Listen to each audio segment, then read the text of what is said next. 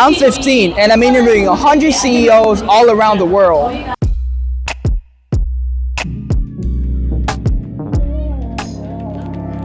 You'll always be my day one. Day zero when I was no one. Hello, Tim. Hi Jason. Hello. Could you introduce yourself, please, briefly? Sure. I'm Tim. I'm the founder of Workist, and we're automating repetitive work.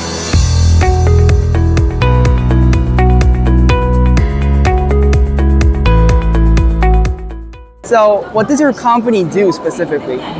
Sure. We're automating the sales order process and other processes that have to do with trade in the B2B area. Oh, yeah. So if you have a manufacturing company or producer, the way that they're selling their components and products to other businesses, that is a very manual process. They receive a lot of orders through email and so on. And we have an AI agent that takes all these emails directly from your inbox, validates all the information on there, and then inputs it into the ERP system. Our vision is to completely automate this entire trade process so that actually ordering from a B2B company will be very seamless and just the way that you would order from Amazon. Wow, then how many companies are using this? So right now we have around 150 companies that are using our services. And we are seeing that we started out in Europe, but we're seeing more and more interest here in Asia, for example, right now, but also in the US. Wow, that's amazing. What inspired you to start this business?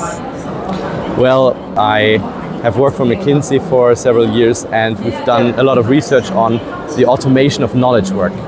So figuring out how we can automate tasks nowadays already that a lot of people are still caught up in.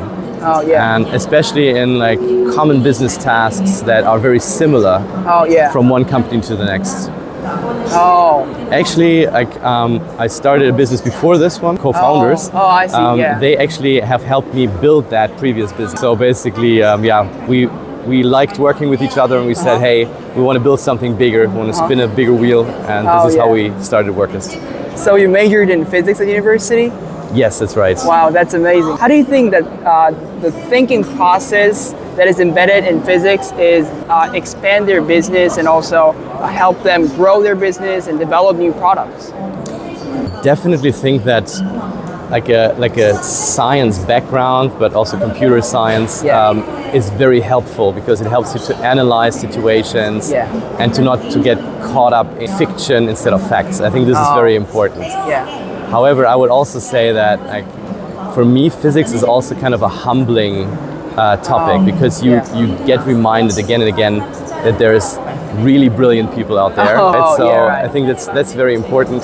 If I would study again, probably I would now go more into computer science because because what I really like is if you're able to build something and run it and test it out. I mean, you can learn coding anytime. It's not you don't have to study computer science for that. But I think the mix of that is actually really cool, and especially if you go to a school that is more into hacking, more into building stuff. I would probably do that. Is there any advice that you can give to the young CEOs and what they should learn right now and what kind of entrepreneurship they should have? Absolutely. I think that it's amazing if you are brave enough to build your own business.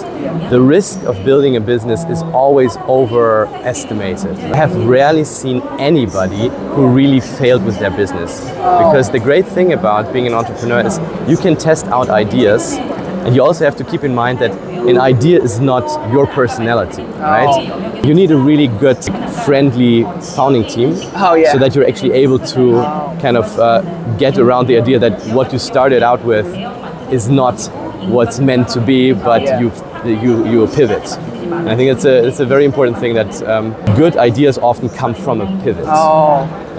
And secondly, what do you think entrepreneurship is?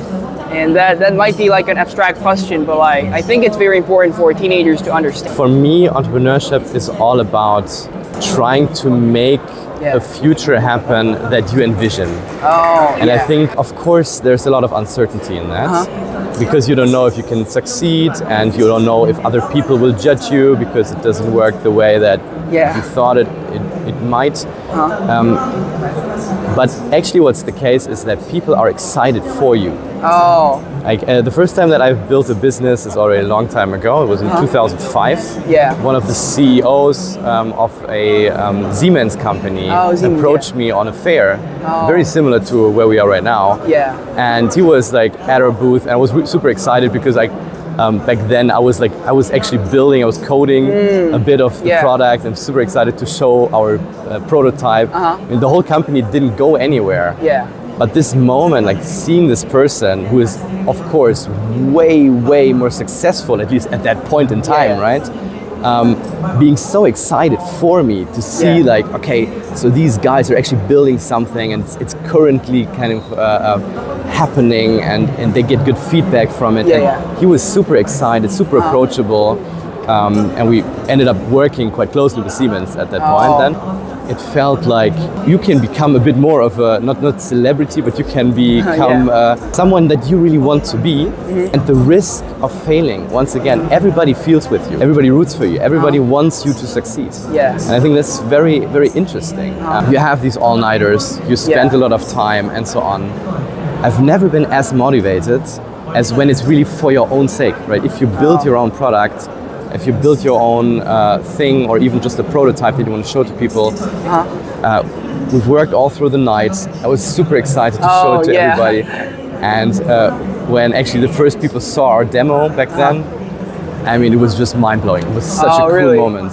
Wow. So I would always tell everybody, and especially also female founders, just do it. Just try to get into it. And like, don't be too married to your idea. It's going to be hard to get your idea anywhere. Yeah. But knowing that if you find something that actually works even better, be strong, pivot, and then just go through with it. Because I think it's the future anyways. I think that there's going to be a lot more entrepreneurs in the future with so much more services being automated with AI. You'll be able to scale your business with just a handful of people. I think this is where the world is going to go. Thank you so much. Thank you. Today's Insight Note. All right. This time I interviewed a CEO from Germany. The company's name is Workist. And I learned two very important lessons. Number one, I want to talk about the relationship between entrepreneurship and physics. You know, a lot of great CEOs like Jeff Bezos, Elon Musk, they have studied physics before.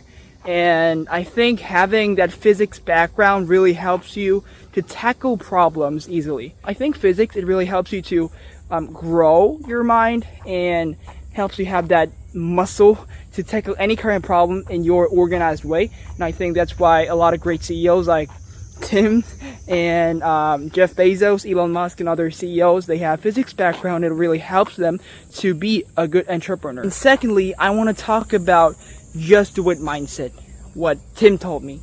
I think it's very important. Well, specifically for this project, I started this like 3 weeks ago. And to be honest, I was afraid to even talk to new CEOs because I'm very introverted and I'm not good at free talking. But after actually just making actions and doing it without thinking too much, now I'm starting to see a little bit of progress. Even though I interviewed just 6 CEOs, I believe I have grown a lot. And also, not just about 100 CEOs project, when it's about starting my business one day, just like Tim told me, if you want to start your business, today might be the best timing for you because you have less risks and less responsibility to take. So yeah, just thinking about that when I feel like, oh, when should I do it? Today might be the best time. And when I hesitate, I maybe don't have to think that much. Alright, so I'll wrap up now. And thank you for watching this video. See ya.